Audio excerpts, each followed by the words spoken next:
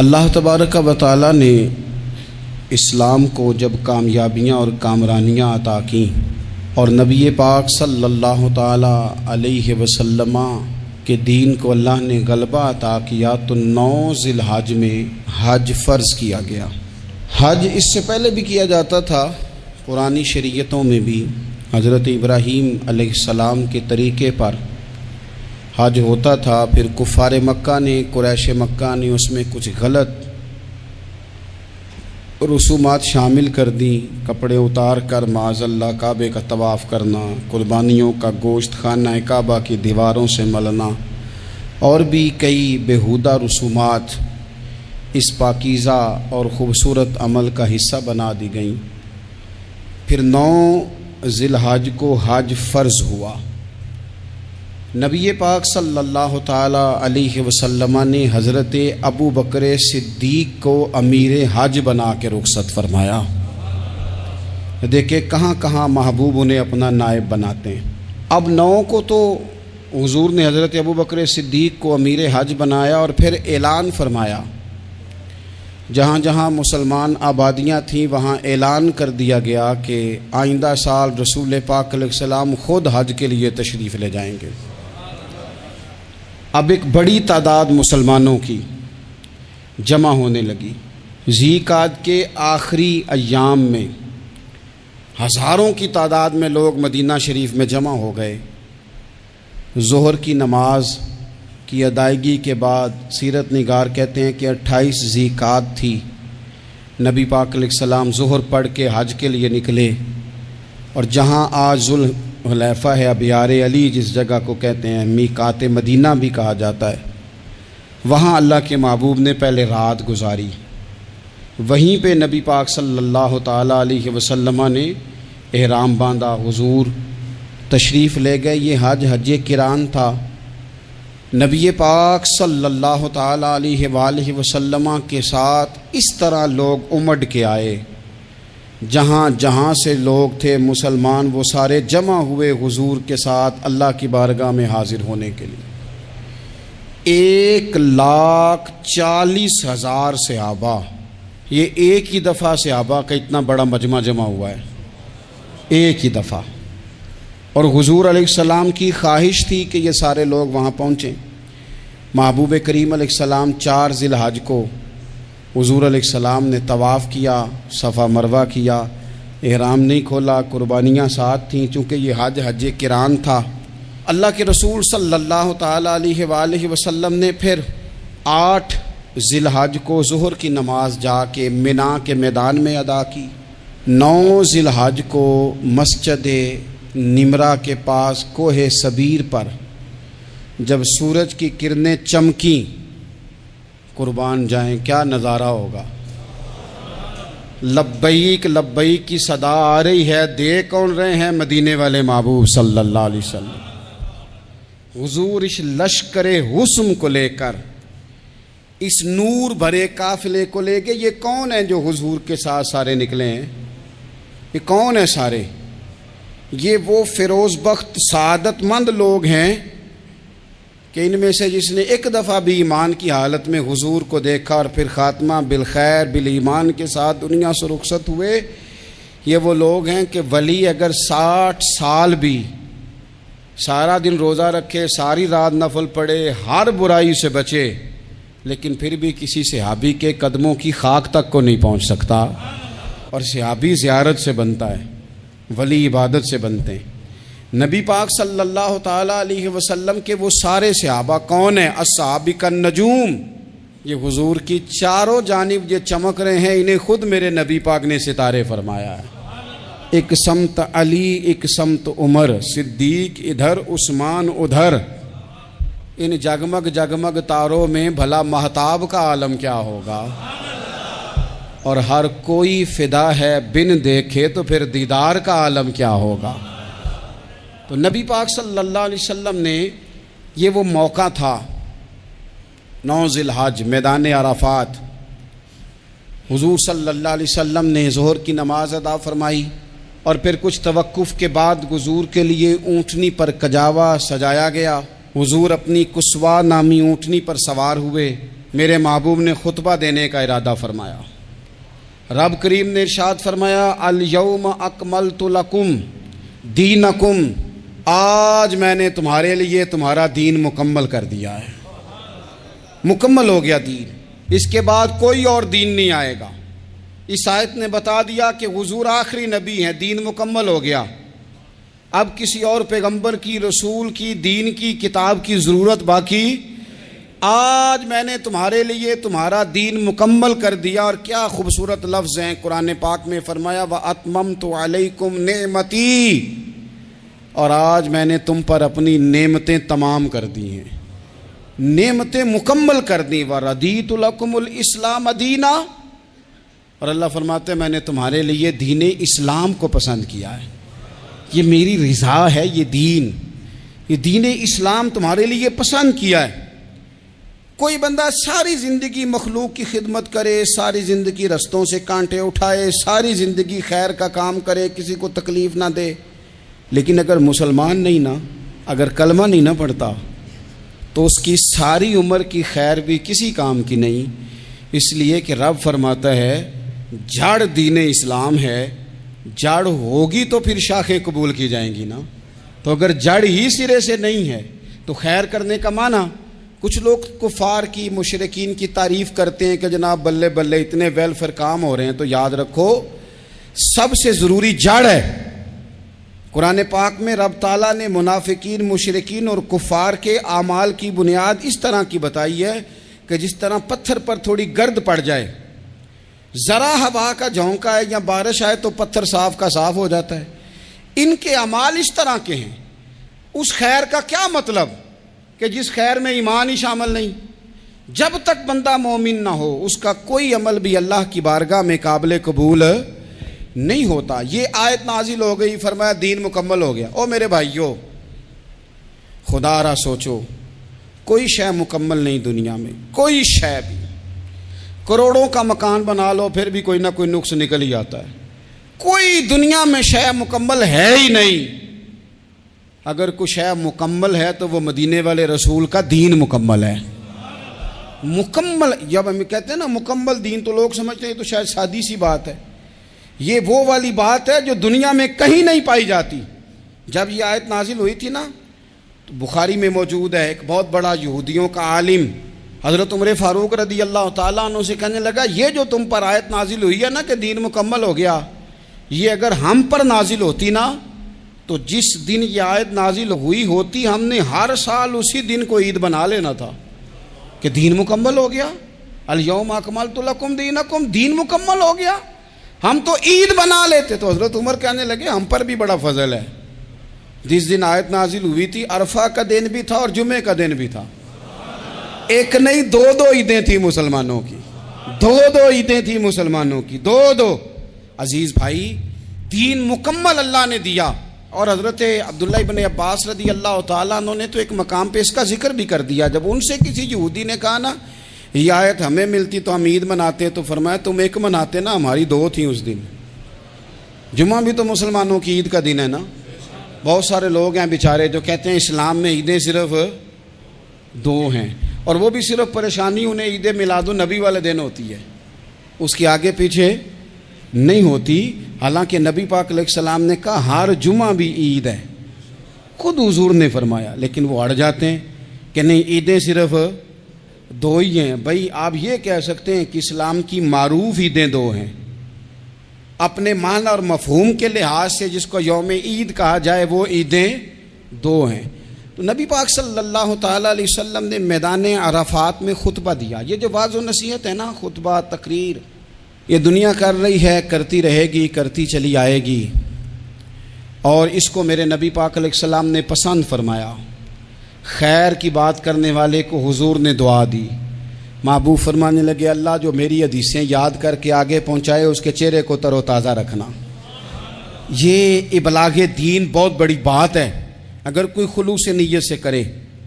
لیکن کائنات ارضی میں وہ جو حضور کا خطبہ حجۃ الوداع ہے، وہ دستور ہے، وہ منشور ہے۔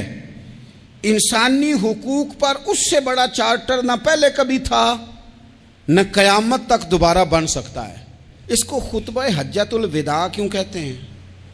ایک تو مطلب یہ کہ حضور نے یہی آخری آج کیا، اور دوسری بات یہ تھی کہ اس خطبے کے تھوڑے ہی عرصے بعد میرے نبی پاک نے وصال ظاہری فرمایا، اور اس خطبے کو رسول پاک صلی اللہ تعالیٰ علیہ وسلم نے شروع کہاں سے فرمایا؟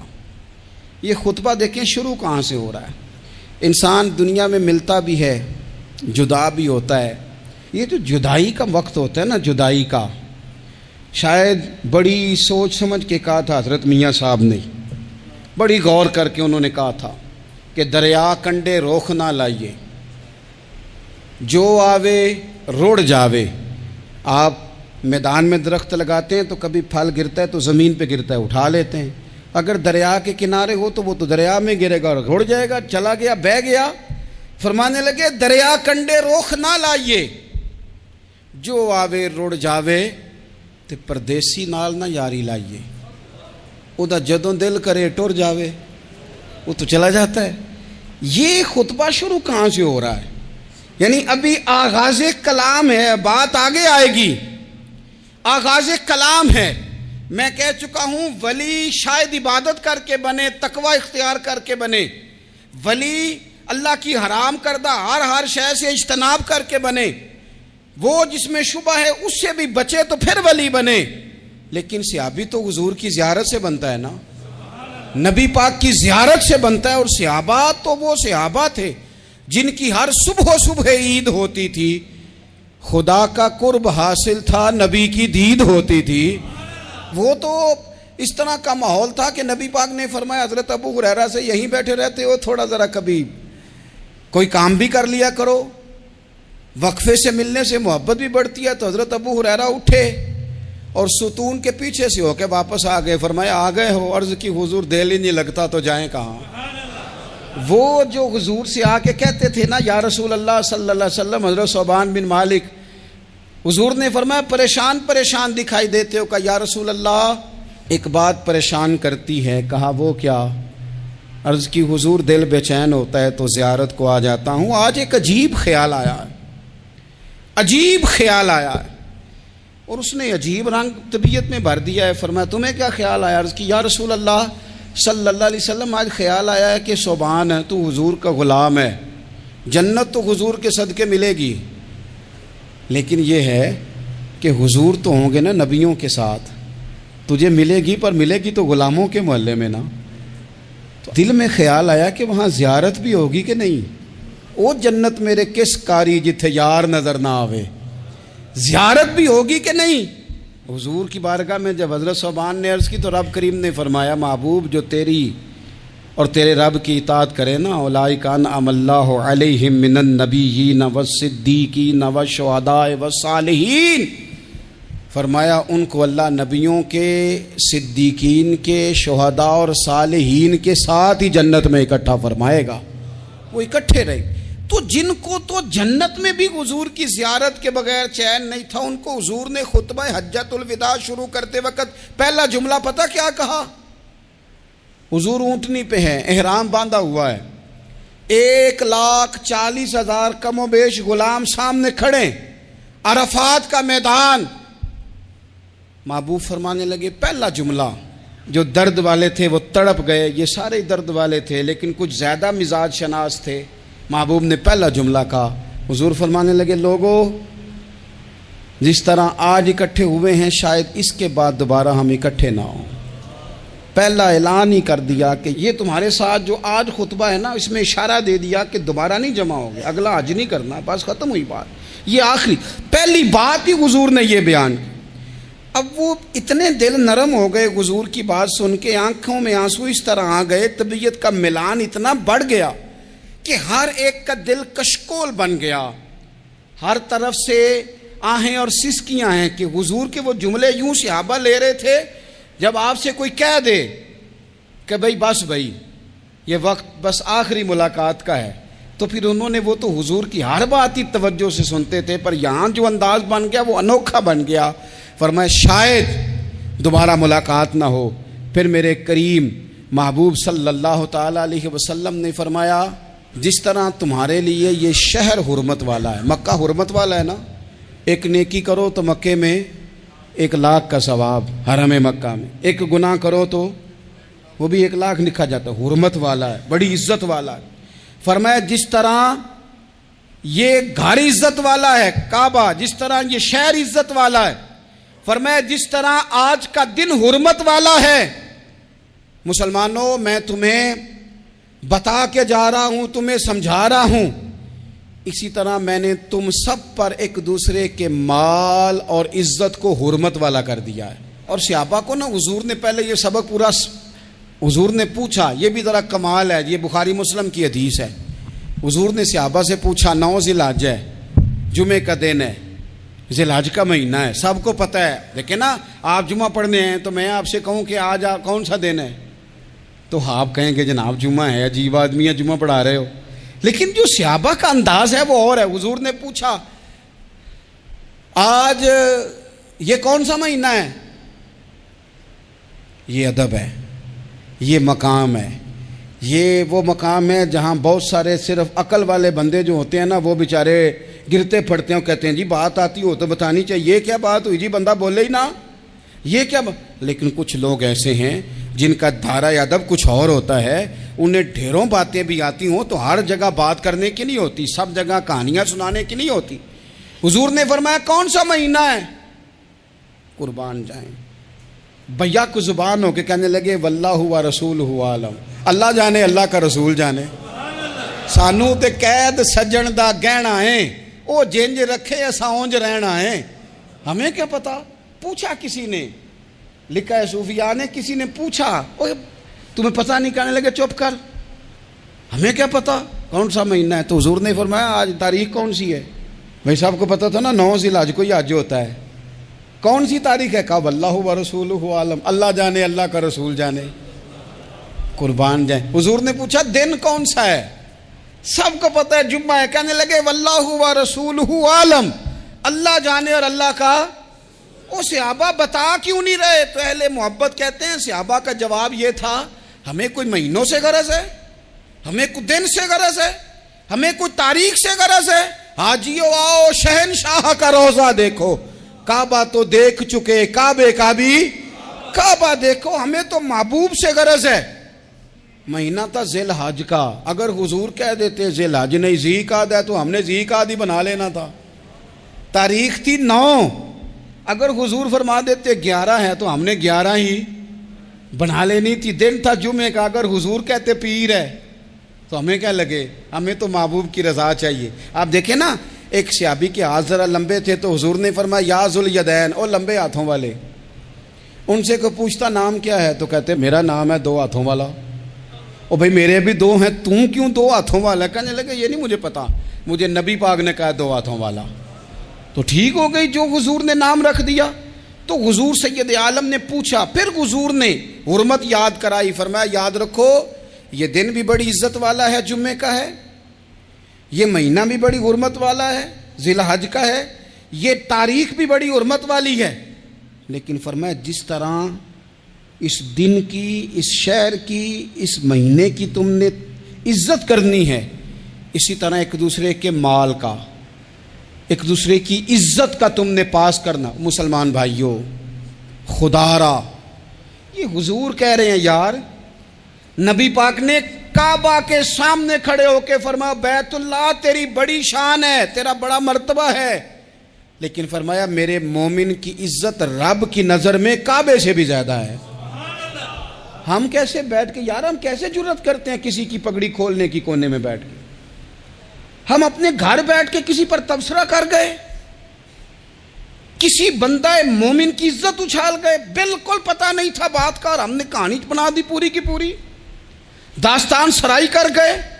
صبح سے شام تک ہماری گپ شپ کا عنوان کیا ہے, کسی نہ کسی کا شکوہ, کسی نہ کسی کی شکایت, یہ ہماری گپ شپ ہے.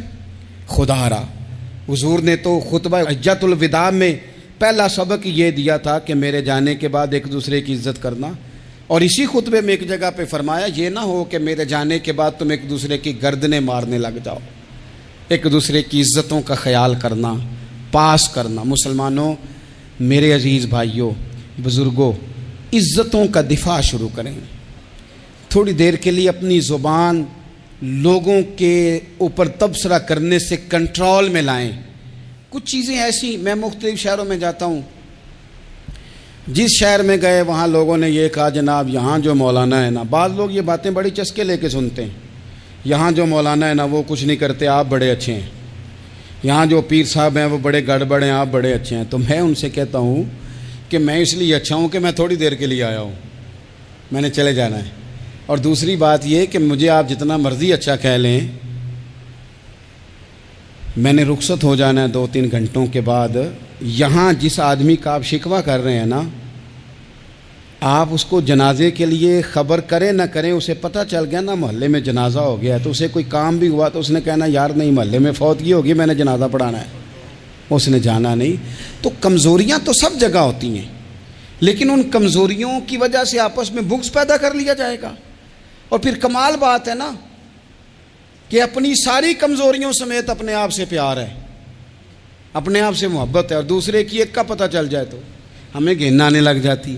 تو حضور نے خطبہ حجت الوداع کے موقع پر یہ بات ارشاد فرمائی۔ دوسرا حضور نے فرمایا لوگوں یاد رکھنا، یہ خطبہ حجت الوداع میں نبی پاک نے فرمایا، یہ حضور خطبہ دے رہے ہیں، اور اس وقت دے رہے ہیں جب حضور صحابہ کو بتا چکے ہیں کہ یہ آخری ملاقات ہے، جو دور دراز سے آئے ہیں ان کو بتایا ہے کہ یہ میری تمہاری جو مجلس ہے، جو محفل ہے، جو تم سے بات ہو رہی ہے، یہ آخری ہے۔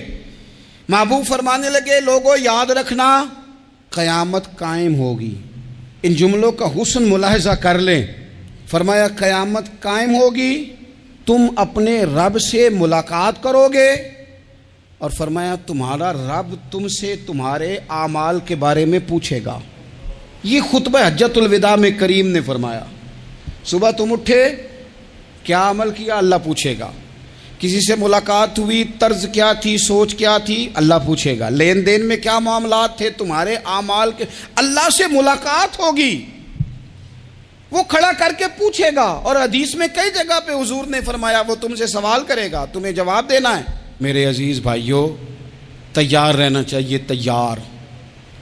ہم نا منت کرتے ہیں آخری دن ہو نا، تنخواہ دار لوگ کہتے ہیں یار یہ آخری ایام چل رہے ہیں، کوئی خرچہ نہ بتاؤ، اس لیے کہ حساب کے متھے لگنا ہے۔ آخری دنوں میں، بجٹ کے دنوں میں لوگ پریشان ہوتے ہیں کہ حساب دینا ہے۔ جب رب سے ملاقات کریں گے اور وہ حساب مانگے گا، کتنا مشکل کام ہے۔ اور ایک مقام پہ حضور نے فرمایا جس سے اللہ نے حساب مانگا وہ تو الجھ گیا، دعا کرو وہ حساب مانگے ہی نہ، بے حساب ہی بخشش فرما دے۔ نبی پاک صلی اللہ تعالیٰ علیہ وآلہ وسلم نے ارشاد فرمایا اسی خطبہ حجت الوداع میں، حضور فرمانے لگے سن لو، میں نے تم تک اللہ تعالیٰ کا پیغام پہنچا دیا ہے۔ اب جس شخص کے پاس امانت رکھی ہو اس پر لازم ہے کہ وہ امانت اس تک پہنچا دے جو اس کا مالک ہے۔ ہم بہت سارے لوگ ایسے ہوتے ہیں، ہمارے پاس امانتیں ہوتی ہیں، کچھ بھی نہ ہو تو کچھ لوگوں کے راز کی امانت ہوتی ہے، کچھ بھی نہ ہو تو کچھ لوگوں کی باتیں ہم تک پہنچ جاتی ہیں، وہ راز ہوتا ہے، وہ امانت ہوتی ہے۔ مجلس کی گفتگو بھی امانت ہے، لیکن ہم امانتوں کا خیال نہیں کرتے، خیانت ہو جاتی ہے۔ بہت محتاط ہو کر اپنی زندگی میں امانتوں کا خیال کیا جائے۔ یا ایھا الذین آمنوا لا تخونوا اللہ والرسول وتخونوا اماناتکم وانتم تعلمون۔ اللہ فرماتے ہیں ایمان والو، نہ رب سے خیانت کرنا، نہ رب کے رسول سے خیانت کرنا، نہ آپس میں ایک دوسرے سے خیانت کرنا، جانتے بوجھتے ہوئے یہ کام نہ کرنا۔ وانتم تعلمون، جانتے ہو، تمہیں پتہ ہے۔ کبھی بھی بددیانتی کا مظاہرہ نہ کریں اپنی زندگی میں، کبھی بھی۔ اور یہ بھی یاد رکھ لیں، بچوں کو کیا پتا کہ ہمارا ابا حلال لا رہا ہے کہ حرام لا رہا ہے، آپ لا رہے ہیں نا، تو وہ تو بیچارے بھولے پن میں کھا رہے ہیں، تو حساب آپ نے دینا ہے۔ جنہ لی تو پاپ کمائے ہن کتھے نہیں ہو تیرے کر دے، بلانا۔ تو بچوں کا تو یہ معاملہ ہے بھائی، اللہ ماشاءاللہ کہ وہ وقت پہ ہی، شادی کے 10-15 دن کے بعد ہی ان کو پیغام مل جاتا ہے کہ اگر ہمارا علیحدہ گھر ہو تو میں مرضی سے سجاؤں، تو میں مرضی سے سنواروں، تو میرا کوئی مطلب اپنا سلسلہ ہو، تو بڑے ٹائم پہ ساری باتیں شروع ہو جاتی ہیں، وہ تو معاملہ ہی بالکل اور ہے۔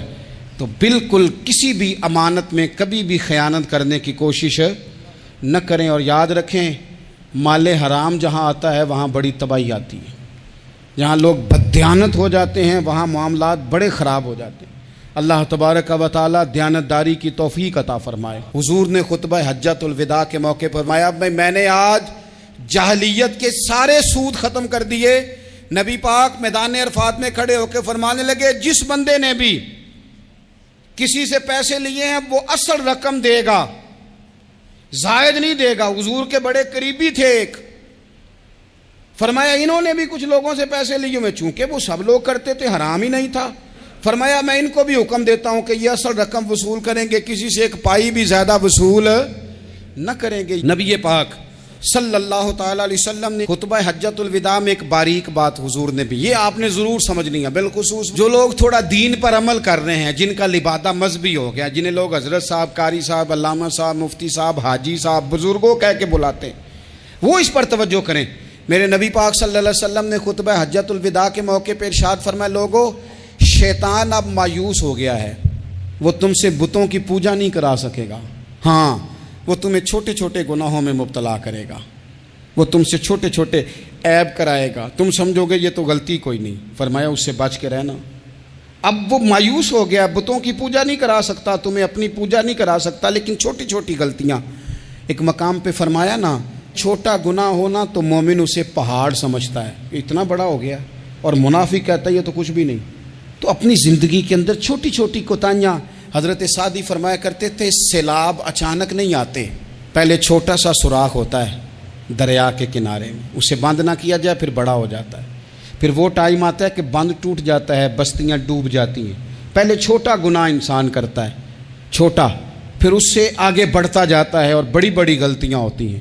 اللہ تبارک و تعالی ہمیں رائی کے دانے کے برابر بھی غلطی کرنے سے محفوظ فرمائے۔ نبی پاک صلی اللہ تعالی علیہ وسلم نے اسی موقع پر ارشاد فرمایا، لوگو اللہ سے ڈرتے رہنا، اور میں تمہیں عورتوں کے ساتھ بھلائی کی وصیت کرتا ہوں۔ فرمایا رب نے تمہیں اختیار دیا ہے، عورتیں تمہارے سپرد کی ہیں، ان سے اچھا سلوک کرنا۔ فرمایا اگر کبھی کوئی ان پر تمہیں سختی کرنی بھی پڑے تو اتنی کرنا جتنی ان کی غلطی ہو، ان سے درگزر کرنا، ان سے پیار کرنا۔ اسلام نے خاتون کو باقاعدہ حقوق دیے، باقاعدہ۔ صحیح بخاری میں حدیث ہے، یہ جو نوجوان ہیں، مطالعہ کرنے والے، پڑھنے سننے سمجھنے والے، یاد رکھا کریں ان چیزوں کو۔ حضرت بریرہ رضی اللہ تعالیٰ عنہ حضرت عائشہ صدیقہ کی کنیزہ ہیں، حضرت مغیث رضی اللہ تعالیٰ عنہ ایک صحابی ہیں، ان کی وہ اہلیہ ہیں، وہ اپنے خامد سے علیحدگی چاہتی تھی، ان کے خامد بڑی محبت کرتے تھے، علیحدہ ہونا نہیں چاہتے تھے، خاتون رہنا نہیں چاہتی تھی۔ انہوں نے بڑی سفارشیں کرائیں کہ میرا خامد، میری بیوی مجھ سے صلح کر لے، حالانکہ وہ خاتون کنیز ہیں، خادمہ ہیں، کوئی بڑے قبیلے سے بظاہر تعلق نہیں۔ بالآخر انہوں نے گزارش کی، سیدہ عائشہ صدیقہ رضی اللہ تعالیٰ عنہ سے کہا، کچھ اور ذرائع اختیار کیے۔ حضرت مغیث نے رضی اللہ تعالیٰ عنہ، ان کے شوہر نے، کہ نبی پاک علیہ السلام کی خدمت میں عرض کریں، حضور میری سفارش کریں کہ یہ مجھ سے صلح کر لیں۔ تو نبی پاک علیہ السلام نے حضرت بریرہ رضی اللہ تعالیٰ عنہ جو کنیزہ ہیں، خادمہ ہیں، ان کو بلا کے کہا تمہارا خامد صلح کرنا چاہتا ہے۔ یہاں برادری کا بڑا کے کہتا ہے، پتر وہ میری بھی نہیں تو گال رکھنی، وہ میرے ککھاں دا بھی نہیں تو، وہ کیا کہہ رہے ہیں آپ؟ اللہ نے اسے حق دیا ہے، اور جسے حق اللہ دے اس کا رسول دے، اس سے کون ہوتا ہے کوئی حق چھیننے والا؟ نبی پاک صلی اللہ علیہ وسلم نے حضرت بریرہ سے کہا تمہارا خامد صلح کرنا چاہتا ہے اور وہ روتا ہے تمہارے لیے، اور اس نے بڑی سفارشیں کی ہیں، تم اس سے صلح کر لو۔ حضرت بریرہ رضی اللہ تعالیٰ عنہ عرض کرنے لگی، یا رسول اللہ صلی اللہ علیہ وسلم آپ جو حکم کریں میں حاضر ہوں، ایک بات پوچھ سکتی ہوں، ایک گزارش کر لوں، ایک صرف حضور میرا بولیا چولیا معاف کری، ایک بات کر لوں؟ تو کہا کرو۔ عرض کی یا رسول اللہ یہ آپ کا حکم ہے یا مشورہ ہے؟ یہ محبوب کی بات ہے، محبوب کی۔ کوئی بزرگ کیوں جبر کرتا ہے کسی پہ؟ کوئی حضرت شیخ کیوں کہتے ہیں زبردستی عورت کو کہ تو جا؟ نبی پاک صلی اللہ علیہ وسلم نے فرمایا صلح کر لے۔ یا رسول اللہ ایک بات عرض کروں؟ کرو۔ حضور حکم ہے کہ مشورہ ہے؟ تو نبی پاک نے فرمایا نہیں، مشورہ ہے۔ تم عاقلہ ہو، بالغہ ہو، اسلام تمہیں با اختیار کرتا ہے، چاہو تو رہو، چاہو تو خلا لے لو۔ عرض کرنے لگی حضور اگر مشورہ ہے تو پھر میں مغیث سے صلح نہیں کرنا چاہتی۔ میرے محبوب نے فرمایا تو جس حال میں راضی ہے میں بھی راضی ہوں۔ ٹھیک ہو گئی بات، ختم ہو گئی۔ حضور نے کوئی زور نہیں، اتنے اسلام حقوق دیتا ہے عورت کو۔ کسی کو اجازت نہیں کہ وہ جبر کرے، وہ ظلم کرے۔ میں آ گیا ہوں صلح نہیں کرنی، بے تو کیوں آیا ہے؟ تو نے وقت گزارنا ہے، جانے وہ خاوند کس طرح کا ہو۔ تو نبی پاک صلی اللہ علیہ وسلم نے خطبہ حجۃ الوداع کے موقع پر فرمایا عورتوں کے ساتھ اچھا سلوک کرنا۔ اللہ تبارک و تعالی جو حج پڑھا جا رہا ہے اس کے صدقے پوری امت پر اپنا فضل فرمائے۔ بچھڑ گیا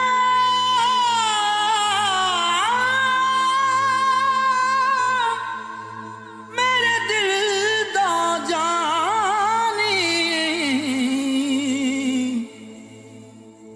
تے میں ککھاں وانگر رل گئی، پھلاں نال نازک جندڑی میری وچ کنڈیاں دے رل گئی، غم سجنا دے مار مکا